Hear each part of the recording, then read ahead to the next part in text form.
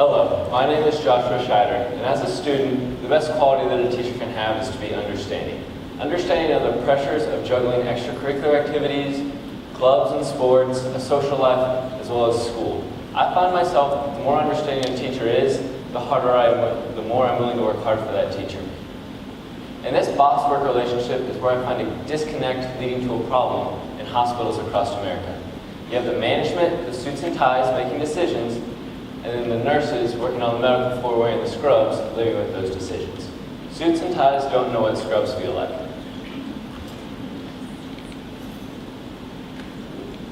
This is me, kindergarten year, jumping from monkey bars, thinking I could get them, coming down and breaking my wrist. Here I am, freshman year, tubing on table rock lake, bit straight through my lip. Here I am 2 years ago playing soccer, went up for a head ball, busted my eyebrow open, had to get it glued shut. Last year I tried to jump over a lawnmower, caught my knee on it, had to get 9 stitches. And here just recently, this is pre and post surgery from a broken clavicle I suffered during the football season. So you could say I'm no newbie to the patient side of healthcare, but the big question is, where to next? With my personal experiences and the guidance and help given to me by Kickapoo, I decided that someday I'd like to be on the other side of the healthcare spectrum. With Kickapoo, I was given the opportunity to intern. I interned with Dr. Zulfagari, a cardiothoracic surgeon at Cox Hospital. This was a great experience. I was able to see 3 to 4 open heart surgeries a week. I was even able to scrub in, touch a heart, and hold a piece of cancerous lung tissue. Along with following him and seeing his day-to-day activities, I was able to kind of explore around in the hospital. I was able to see a gastrointestinal surgeon and a neurosurgeon do their work as well. So the problem. Finding a problem in an open heart surgery is a pretty daunting task for a high schooler to do, but I found one that stretches across the United States, affects each and every one of us, and is going to get a lot worse if it's not taken control. That's right, there's a nursing shortage plaguing hospitals around the United States. Why is this such a big problem? Everybody, literally everybody, is affected by nurses, whether they delivered you when you were in the hospital as a baby, or they weighed you in last time you went in for a checkup. 30 to 50% change jobs within the first 3 years. That shows that people are trying to become nurses, but there's obvious dissatisfaction with the job work and the environment. More nurses equals better healthcare. This is just a general idea. The more people you put towards getting to a solution, the more likely you are to reach that solution. Due to baby boomers getting older, this leads to more nurses retiring, as well as more elderly to take care of, and also the Affordable Care Act gives healthcare to nearly 8 million Americans who otherwise wouldn't have it. And this is a great thing, but if the healthcare world isn't ready for it, it could end up catastrophic. And it's going to get a lot worse if we're not proactive in fixing the problem. By the year 2020, the expected total is to rise to 340,000 nursing shortages. And in simple economical terms, the supply and demand are just going in opposite directions at an alarming rate. So if you have a shortage of anything, it's because you're not bringing enough in this case attraction, or they're leaving too often and too early, and in this case retention. I've broken it down into 4 main parts. On the attraction side, you have a lack of faculty, and also a lack of advertisement. And over on the retention side, you have a poor work environment, and then disagreement with management. First, the faculty shortage. By faculty, I'm talking about the professors who teach students to become nurses. In 2006, over 41,000 students were ready to get in and fix the problem of the nursing shortage, however they were turned down. Not because they were underqualified, but in 73% of the cases, it was because they didn't have the faculty to teach these students to become nurses. There were reported 1,286 vacancies in the year 2015. The solution I propose is to make teaching a more attractive career to go into. Make the incentives match what the younger generation, the new working generation, is going to want. And make it more accessible. You can sign a contract with the school where you teach students to become professors, and in turn, the professors work for that school for a certain period of time. On the other side of attraction, you have a lack of advertisement.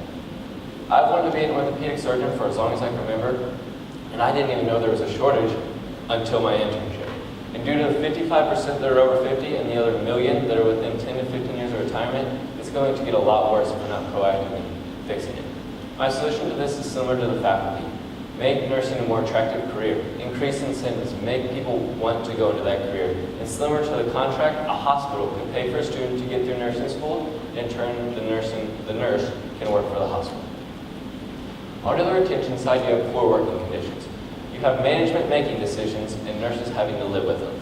Nurses are given a whole laundry list of expectations and daily tasks that they have to do, which leads to high stress, undesirable conditions and hours, and overall a lack of autonomy, which is the choice of your own work schedule and daily tasks. The solution I propose to this is to give nurses opportunities to voice opinions. Let them have suggestion box, daily meetings, give them avenues to relieve stress, such as yoga, anything like that, and give clear guidelines as to what you want the nurses to do at the beginning before they get into it and realize this isn't the thing for me. And the last thing is just better the relationship between the suits and ties and the nurses, which leads me right into my last problem, the disagreeing with management. You have suits and ties who see files, numbers, papers, and you have nurses who see cuts, scrapes, blood, bruises. And they work for the same company, but in completely different worlds and don't know much about each other. This would be fine if there was an open line of communication, but there's actually the opposite. They don't have the opportunity to communicate the issues. I was talking to a nurse, and she was talking to one of the suits and ties of the hospital. And she said that the suit and tie said that every time he hits the medical floor, the nurses scatter like mice, and he couldn't figure out why. And they deducted that it was because he only went down there when there was a problem. So anytime they saw him, they thought they were in trouble. So obviously they're going to leave. So a solution I propose is require daily and weekly rounds and time for meetings so that they can get to know each other and figure out what each side wants. And lay out the expectations from the beginning from both sides so both sides know what they're getting into, but be flexible with those.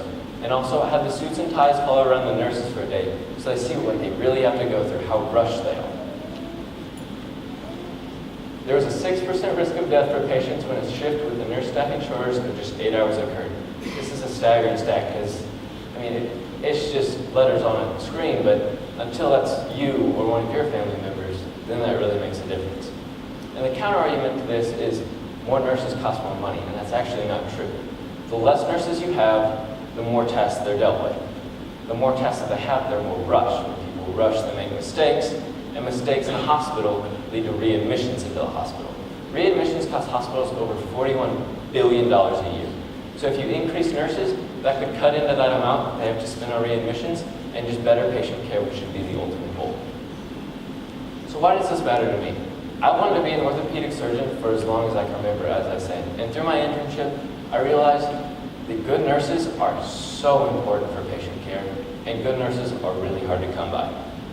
Nurses have positively affected me, you, and everyone. So it's time that we help them and the aspiring nurses coming up so we can fix the nursing shortage.